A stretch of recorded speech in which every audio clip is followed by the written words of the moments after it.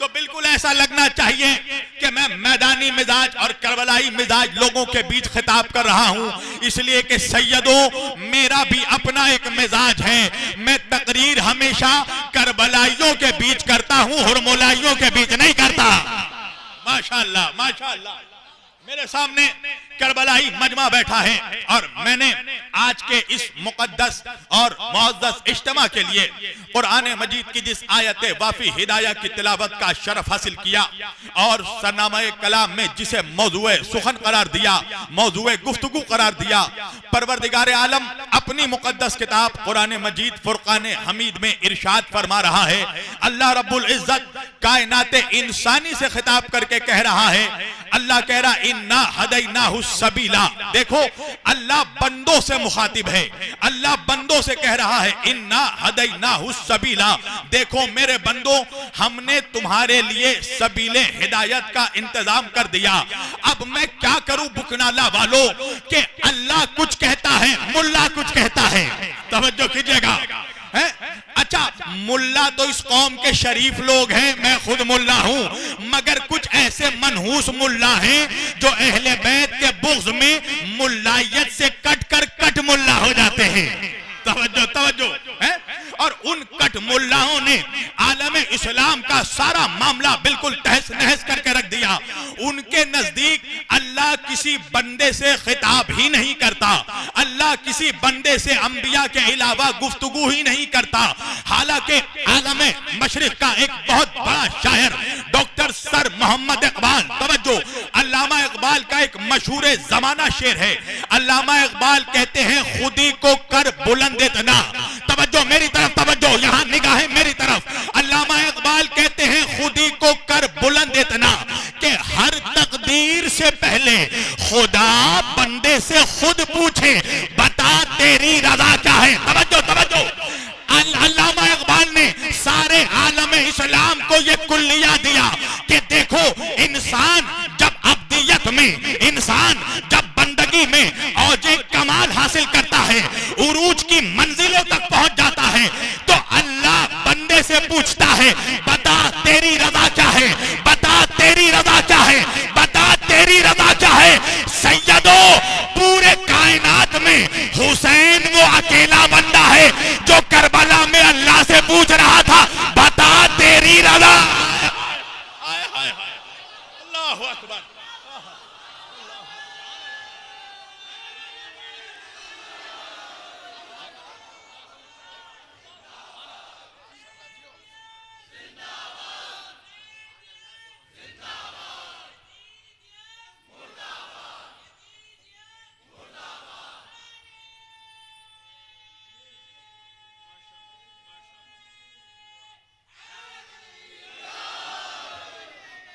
अल्लाह अपने बंदों को खिताब करके कह रहा है इन्ना हदैनाहु सबीला इम्मा शाकिरा व इम्मा कफूरा। देखो हमने सबीले हिदायत का इंतजाम कर दिया, हमारी जिम्मेदारी है कि हम हिदायत करें, तुम्हारी जिम्मेदारी है कि तुम हिदायत को कबूल करो। तवज्जो, अब मेरे सामने माशाअल्लाह मुसलमानों का मजमा बैठा है, तवज्जो कीजिएगा। अल्लाह कह रहा है कि अल्लाह की जिम्मेदारी है कि वो हिदायत करें। अब मैं मुसलमानों के मजमे से सवाल करूंगा कि मुझे कोई एक मुसलमान भी हाथ उठाकर इतना बता दे कि अल्लाह ने डायरेक्ट उसको आकर हिदायत की हो। कोई एक तो हाथ खड़ा करे। इसका मतलब यह है कि अल्लाह ने किसी को भी डायरेक्ट आकर हिदायत नहीं की। तवज्जो कीजिएगा, मैंने कहा वजह क्या है, कहा मौलाना वजह यह है कि अगर वो यहाँ आकर हिदायत करे तो वो ना रहे, और हम अगर वहां जाकर हिदायत रख ले तो हम ना रहे। तो अब दरमियान में एक ऐसे वसीले की जरूरत है जो उधर से ले और इधर दे दे। तो भाई जो उधर से लेगा उसका खालिक से करीब होना जरूरी है, और वही जब इधर हिदायत देगा तो बंदों जैसा होना भी जरूरी है। तो भाई उसकी एक जहत खुदा के करीब है, दूसरी जहत बंदों में है, तो खता किसी की नहीं है, ये अपने अपने जाविये निगाह की बात है। जिसने उधर से देखा उसने मोहम्मद को नूर समझा, जिसने इधर से देखा अपने जैसा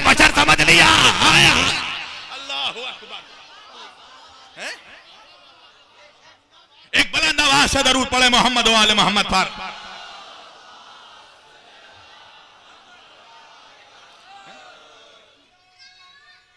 सब मिलकर, अभी तो शुरुआत है,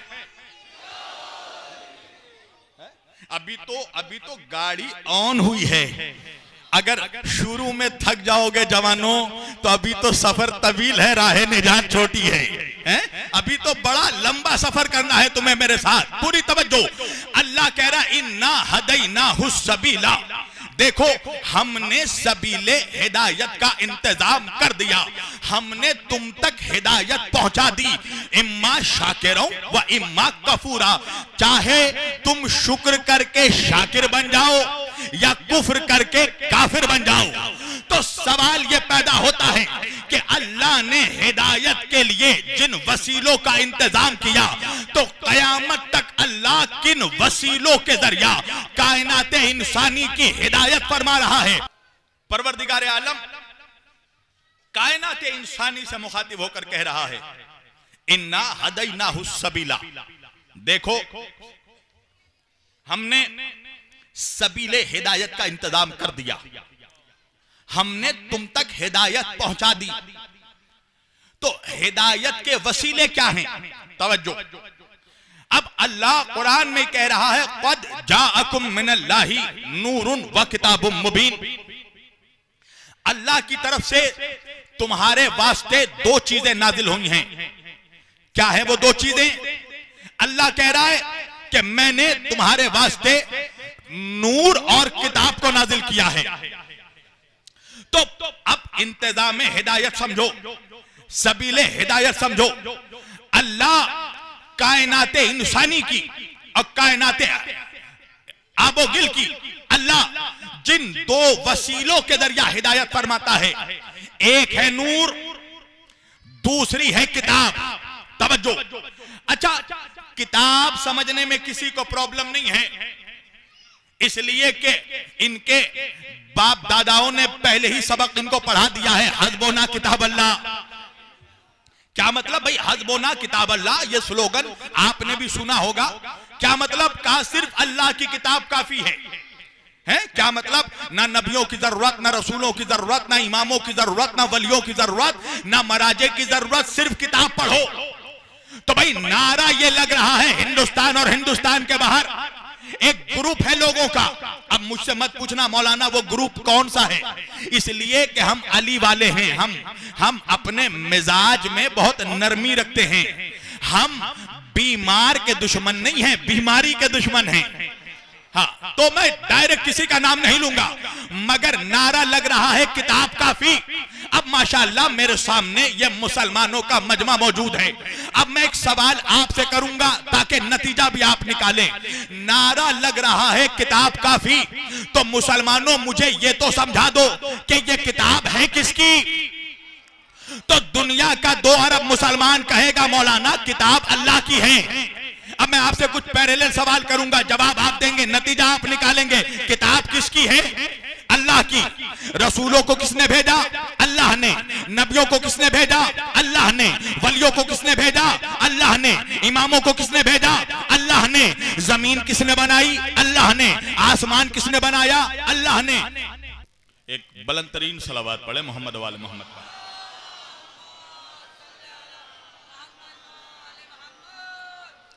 भाई पूरी तवज्जो। जमीन किसने बनाई? अल्लाह ने। आसमान को बुलंदी किसने दी? अल्लाह ने। जमीनों को पस्ती किसने दी? अल्लाह ने।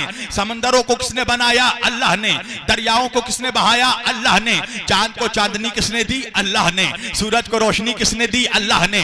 हवाओं को आवारगी किसने दी? अल्लाह ने। मौजों को रवानी किसने दी? अल्लाह ने। दरियाओं को तुगयानी किसने दी? अल्लाह ने। जुलेखा को जवानी किसने दी? अल्लाह ने। आदम को इल्म किसने दिया? अल्लाह ने। मूसा को हैबत किसने दी? अल्लाह ने। नूह को तकवा किसने दिया? अल्लाह ने। मूसा को जलाल किसने दिया? अल्लाह ने। यूसुफ को जमाल किसने दिया? अल्लाह ने। मोहम्मद को कमाल किसने दिया? अल्लाह ने। जन्नत किसने बनाई? अल्लाह ने। कौसर किसने बनाया? अल्लाह ने। सिदरतुल मुंतहा किसने बनाया? अल्लाह ने। अर्श किसने बिछाया? अल्लाह ने। फर्श किसने बिछाया? अल्लाह ने। अच्छा, नमाज किसके लिए पढ़ते हैं? अल्लाह के लिए। रोजा किसके? मेरी तरफ तवज्जो, मेरी तरफ, सारा मजमा मेरी तरफ। नमाज किसके लिए पढ़ते हैं? अल्लाह के लिए। रोजा किसके लिए रखते हैं? अल्लाह के लिए। हज में किसके लिए जाते हैं? अल्लाह के लिए। एक बात समझ में आ गई ना कि नबियों को अल्लाह ने भेजा, रसूलों को अल्लाह ने भेजा, वलियों को अल्लाह ने भेजा, इमामों को अल्लाह ने भेजा, किताबों को अल्लाह ने भेजा, कुरान को अल्लाह ने भेजा, तौरात को अल्लाह ने भेजा, ज़बूर को अल्लाह ने भेजा, इंजील को अल्लाह ने भेजा। मैंने कहा बात समझ में आ गई, किताब अल्लाह की, दीन अल्लाह का, शरीयत अल्लाह की, कानून अल्लाह का, अहकाम अल्लाह का, काबा अल्लाह का। मैंने कहा बात समझ में आ गई ना, जब सब कुछ अल्लाह का है तो बात भी अल्लाह की चलेगी, मुल्ला की नहीं चलेगी। अल्लाह अकबर, सब कुछ अल्लाह का, माशाअल्लाह। सब कुछ अल्लाह का है तो बात भी अल्लाह की चलेगी, मुल्ला की नहीं चलेगी। मैंने कहा अल्लाह मुल्ला कह रहा है किताब काफी, तू क्या कहता है? अल्लाह कुरान में कह रहा कद जाअकुम मिनल्लाहि नूर। मैंने तो कुरान में ही बता दिया कि मैंने किताब को तन्हा नहीं भेजा, किताब से पहले नूर को नाजिल किया है। इसलिए मुसलमानों कि जब तक नूर समझ में ना आ जाए किताब समझ में आ नहीं सकती। इसलिए कि ये बंदों की लिखी हुई किताब नहीं है, ये कोई दुनिया की मामूली किताब नहीं है, ये मिर्जा गालिब की दीवान नहीं है, ये अल्लामा इकबाल की नज़्मों की कुल्लियात नहीं है, ये विलियम शेक्सपियर की पोइट्री नहीं है, ये लेनिन और कार्ल मार्क्स की थ्योरी नहीं है, ये न्यूटन का लॉ नहीं है, अल्लाह की किताब है। तो मैंने कहा परवरदिगार तू ही बता दे कि इस किताब का मकाम क्या है, इस किताब का रुतबा क्या है, इस किताब का मर्तबा क्या है, इस किताब का वजन क्या है, ताकि जब हमारी समझ में यह बात आ जाए कि किताब इतनी बुलंद है तो हम ये भी समझ लें कि जब किताब इतनी बुलंद है, अल्लाह जाने वारिस किताब कितना बुलंद होगा, अल्लाह जाने साहिब किताब कितना बुलंद होगा। तो अल्लाह किताब में ही फरमाता है कि देखो अगर हम इस कुरान को पहाड़ पर उतार देते तो पहाड़ के सीने में इतनी ताकत नहीं थी कि कुरान का वजन उठा पाता। खशियत इलाही किताब ना लाकर पहाड़ रेजा रेजा हो जाता, पहाड़ का सीना फट जाता।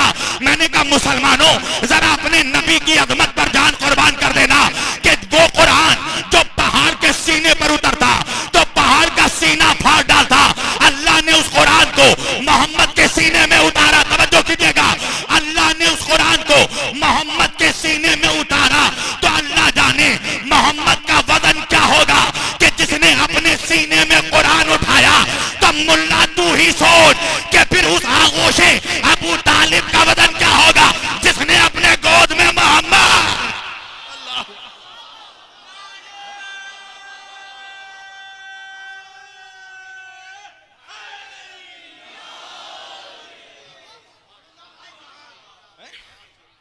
वो कुरान